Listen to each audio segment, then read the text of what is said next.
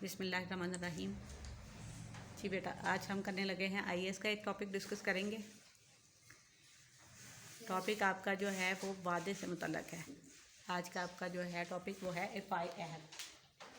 इफ़ाए अहद ये बेसिकली जो है ये दो अल्फाज से मिलकर बनता है एक लफ्ज़। इफ़ा के मानी है बेटा, ऊपर हमने लिखे हुए हैं, देखिए इफ़ा के क्या मीनिंग लिखे गए हैं। वादा पूरा करना। वादा पूरा करना। और अहद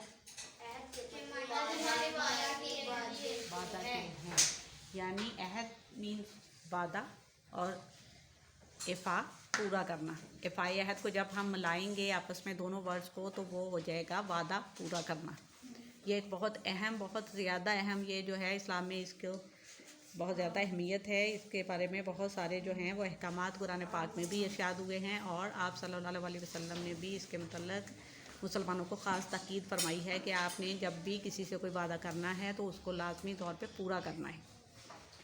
अब हम देखते हैं कि इसका आगाज़ कहाँ से हो जाता है इफ़ाए अहद का।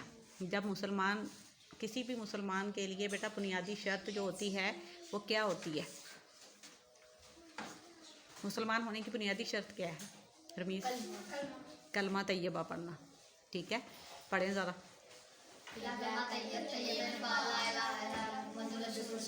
मोहम्मद रसूलुल्लाह। बेटा इसमें बेसिकली हम इकरार करते हैं ना इस बात का कि अल्लाह ताला एक है और मोहम्मद सल्लल्लाहु अलैहि वसल्लम अल्लाह के आखिरी रसूल हैं। ये बेसिकली जब कोई भी मुसलमान कलमा तैयबा पढ़ता है तो वो दर हकीकत इस चीज़ का अहद कर रहा होता है अल्लाह के साथ, अल्लाह के रसूल सल्लल्लाहु अलैहि वसल्लम के साथ, कि वो अपनी पूरी ज़िंदगी जो है वो इस्लाम के असूलों के मुताबिक गुजारेगा, सुन्नत नबवी की रोशनी में गुजारेगा और जिन चीज़ों का, जिन अहकामात का अल्लाह ताला ने और अल्लाह के रसूल ने हुक्म दिया है उन पर पूरी तरह से अमल करने की कोशिश करेगा। ये क्या है?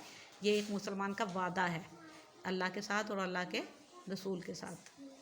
ठीक है, तो देखिए इफ़ाए अहद की अहमियत का अंदाज़ा आप इस बात से लगा लीजिए कि इसका आगाज़ हो जाता है जैसे ही कोई शख्स मुसलमान होता है। ओके, सेकंड पॉइंट देखिए ज़रा, जैसे मैंने अभी जिक्र किया आपसे कि कुरान पाक में इसके बारे में बहुत ज़्यादा जो है इस पे जोर दिया गया है और इसकी बहुत ज़्यादा अहमियत बयान की गई है। सूरह बनी इसराइल की आयत नंबर 34 हमने यहाँ पे कोट की है। देखिए आयत है आपकी, व औफू बिल आहदी इन्नल आहदा काना मस्ऊला। इसका तर्जुमा है और वादे पूरा किया करो, वादा को पूरा किया करो, क़यामत के दिन इसके बारे में सवाल होगा, यानी बिल्कुल पूछा जाएगा या इसके बारे में सवाल होगा वादे के बारे में। तो इस बात पे जोर दिया गया है कि मुसलमान होने की हैसियत से आपने जब भी किसी के साथ कोई वादा कर लिया तो उसको हर सूरत में पूरा करना है। यानी ये नहीं है कि आपने किसी से बगैर सोचे समझे कोई बात कह दी कि ठीक है जी मैं ये काम करूँगा या मैं ये करूँगा और बाद में आप भूल गए, तो इस चीज़ की सख्ती से क्या है ममानत की गई है, मना किया गया है इस बात से, क्योंकि ये वादा खिलाफ़ी के ज़ुमरे में आता है। फिर बेटा अजान स्टार्ट हो गई है, ब्रेक लेते हैं छोटा सा, अजान कंप्लीट हो जाए फिर स्टार्ट करते हैं दोबारा। ला हौला वला कुव्वता इल्ला बिल्लाहिल अलिय्यिल अज़ीम। जी हम बात कर रहे थे बेटा आयत के बारे में, सूरह बनी इसराइल की। उसका तर्जुमा हमने पढ़ा कि कुरान पाक में किस कदर इसकी अहमियत पे जोर दिया गया है वादा पूरा करने के मुतालिक। कुरान पाक में इरशाद है कि जो शख्स वादा पूरा नहीं करता वो मुनाफिक है। आपको पता है ना मुनाफिक की 3 निशानियां हैं जो कुरान पाक में बयान की गई हैं। मुनाफिक होता कौन है बेसिकली? कुछ अंदाज़ा है आपको, कोई पता है इस बारे में? जी बेटा मुनाफिक वो होता है जो अपनी बात पूरी नहीं करता, जो कहता कुछ है और करता कुछ है, यानी उसका अमल उसकी कॉल से जो है वो मुतज़ाद होता है। जो वो बात करता है उसको वो पूरा नहीं कर सकता, जो वो वादा करता है उसकी खिलाफ वर्जी करता है, वादा पूरा नहीं करता। 2 बातें हो गई, यानी एक वो झूठ बोलता है, पहली निशानी मुनाफिक की। दूसरी निशानी वो वादा खिलाफ़ी करता है और तीसरी क्या है? झूठ तो हो गया। अमानत में ख़यानत करता है बेटा, उसके पास कोई बात, कोई अमानत रखवा दी जाए तो वो कोई ना कोई हीला बहाना करके आपकी रखी हुई चीज़ को जो है वो इधर उधर कर देगा या ज़ाया कर देगा। या इस्तेमाल कर लेगा, लेकिन आपसे झूठ बोलेगा कि आपने उसके पास नहीं रखवाई थी या वट जो भी है, यानी अमानत आपको वापस नहीं लौटाएगा। ये 3 निशानियां हैं किसकी? मुनाफिक की 3 निशानियां ये कुरान पाक में बयान की गई हैं। इसलिए इन तीनों बातों को आपने अपने माइंड में रखना है कि सुलह हदैबिया का वाक़या है बेटा एक, कि उसमें आपको पता है ना, सुलह हदैबिया में मक्का मुकरमा और मदीना के लोगों के दरमियान, उनके सरदारों के दरमियान कुछ शराइत तय हुई थी। तो जब ये वाहदा भी हो रहा था, शराइत लिखी जा रही थी, तो उनमें से एक शर्त ये भी थी कि अगर कोई शख्स जो है वो मक्का से मदीना की तरफ आएगा, मुसलमान, मतलब मुसलमान की बात हो रही है मुसलमानों के हवाले से, कि अगर कोई भी शख्स जो है वो मक्का से मदीना मुनव्वरा में आएगा तो उसको वापस कर दिया जाएगा। अभी ये मुआहदा पूरी तरह से लिखा नहीं गया था, मतलब अभी अंडर प्रोसेस जिसे हम कहते हैं ना, वो था, अभी तहरीर हो रहा था, कुछ शायद लिखी जा चुकी थी, कुछ लिखने वाली थी, लेकिन चूँकि ज़ुबानी कलामी आप सल्लल्लाहु अलैहि वसल्लम और मक्का के सरदारों के दरमियान ये बात तय हो चुकी थी, आपने उनसे वादा कर लिया था, इसलिए अभी जो था ये काम कंप्लीट नहीं हुआ था। लेकिन इसी दौरान हज़रत अबू जंदल जो थे रज़ी अल्लाह ताला अन्हु, वो मुसलमान साहबी थे एक, वो बहुत ज़्यादा ज़ख्मी हालत में मदीना मुनव्वरा पहुँचे। ठीक है, कि उनको कुफ़ार ने बहुत ज़्यादा, मक्का में कुफ़ार की तादाद ज़्यादा थी, उन्होंने उनके ऊपर बहुत ज़्यादा जुल्म सितम किए थे, बहुत ज़्यादा उनको ज़ख्मी कर दिया था। तो वो जब आप सल्लल्लाहु अलैहि वसल्लम के पास पहुँचे तो उनको हालत देख के, उनकी जो ज़ख्मी हालत थी उसको देख के मुसलमान बहुत ज़्यादा बेचैन हो गए थे, उन्हें बहुत तकलीफ़ पहुँची थी उनकी हालत देख के अपने मुसलमान साथी की। लेकिन चूँकि आप सल्लल्लाहु अलैहि वसल्लम मक्का के जो सरदार थे उनके साथ वादा कर चुके हुए थे कि हम मक्का से कोई भी शख्स आएगा तो हम उसको वापस कर देंगे आपको, तो इस वादे को आप सल्लल्लाहु अलैहि वसल्लम ने पूरा किया और वो जो सहाबी थे हज़रत अबू जंदल, उनको ज़ख्मी हालत में ही मक्का मुकरमा में वापस भेज दिया गया था। देखिए कि आप सल्लल्लाहु अलैहि वसल्लम अपनी ज़ुबान के किस कदर पक्के थे, किस कदर वादा पूरा करने वाले थे, कि उन्होंने इस बात को गवारा नहीं किया कि अब जो बात तय हो चुकी है, जब ज़ुबान से इकरार कर लिया कि ये शर्त होगी, तो फिर उन्होंने उसको पूरा भी किया। इसमें फिर ये होता है ना बेटा कि जब आपने वादा कर लिया है किसी के साथ, फिर उसमें नफ़ा नुकसान नहीं देखा जाता।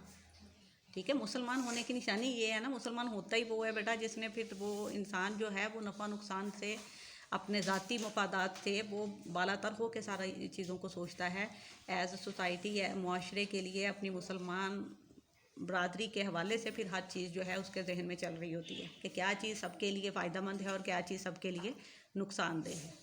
ठीक है, इसी तरह से एक और वाक़या है ग़ज़वा बदर के हवाले से, ये देखिए हमने यहाँ पे उसको भी कोट किया है। पहले हमने सुलह हदैबिया के हवाले से आपको बताया कि क्या हुआ था, इसी तरह से ग़ज़वा बदर का भी एक वाक़या बहुत ज़्यादा जो है वो मशहूर है, क्योंकि ग़ज़वा बदर में भी आप सल्लल्लाहु अलैहि वसल्लम ने मुसलमानों को जो है वो हदायत की थी वादा पूरा करने के हवाले से। लेकिन ग़ज़वा बदर में चूँकि मुसलमानों की तादाद बहुत कम थी, ठीक है, और कुफ़ार की तादाद बहुत ज़्यादा थी, जिनके साथ उनका ग़ज़वा होता है बेसिकली जो जंग होती है, नबी करीम सल्लल्लाहु अलैहि वसल्लम के दौर में जो जंगें हुई थी ना, जिनमें आप सल्लल्लाहु अलैहि वसल्लम ने खुद भी शिरकत फरमाई थी, उसको ग़ज़वा बोलते हैं।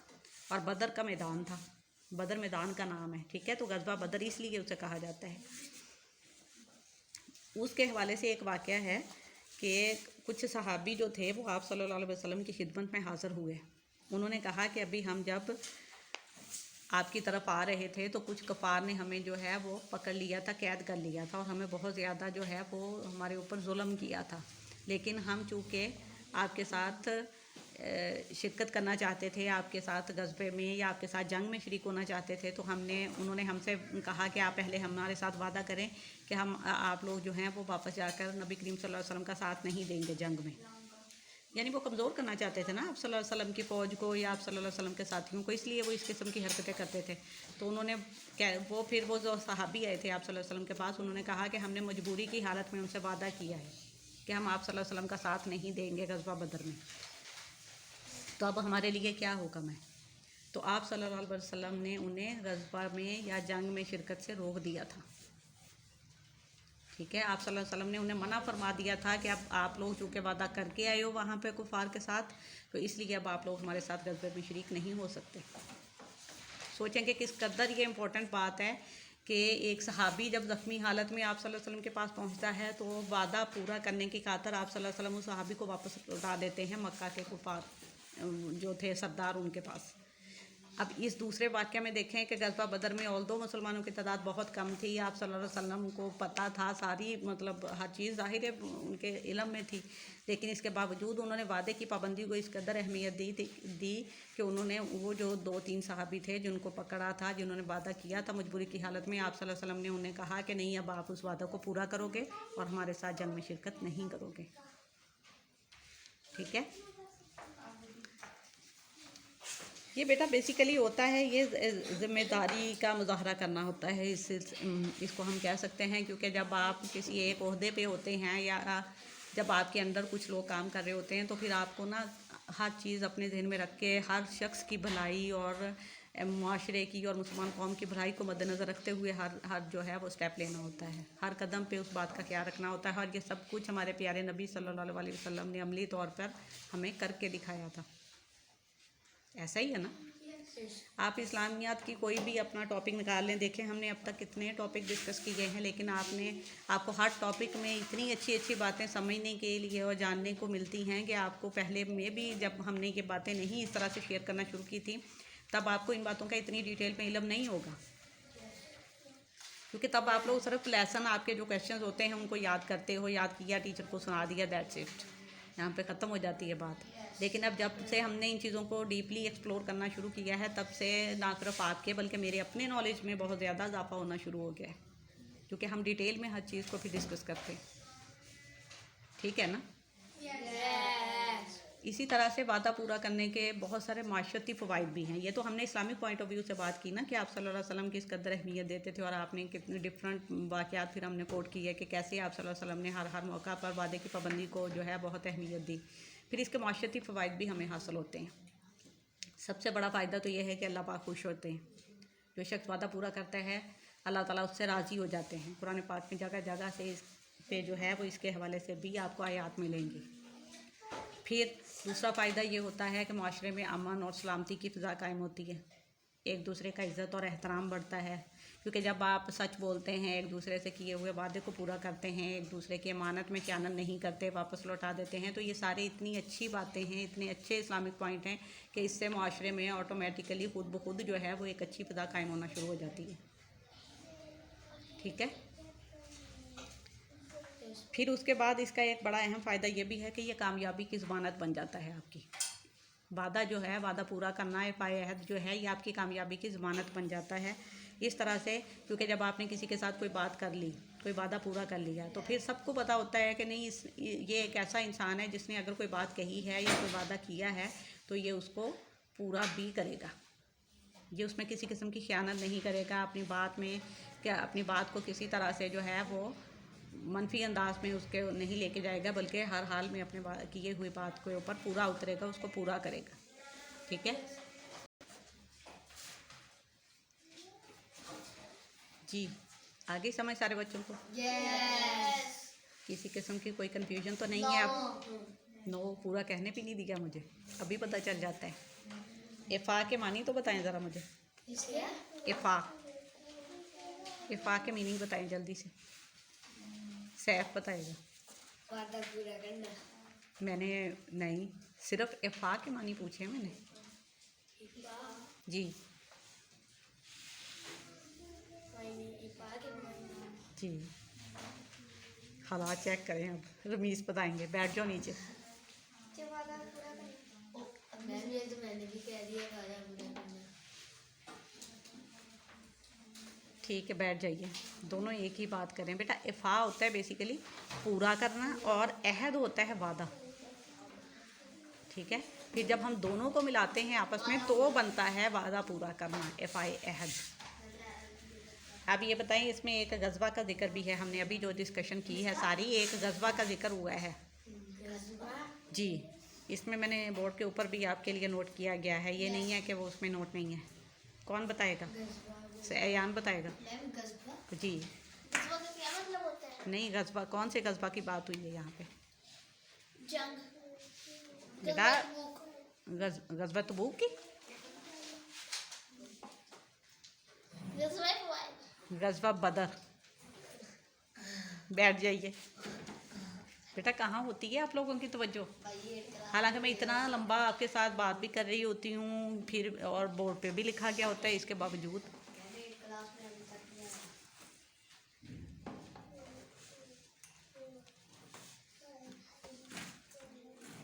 अब अगर मैंने आप लोगों से माशरती फ़वाइद पूछ लिए तो वो तो यकीनन आप लोगों को नहीं आएंगे। माशरती फवाइद जी, हालांकि अभी मैंने बताए हैं आपको क्या माशरती फ़वाइद होते हैं।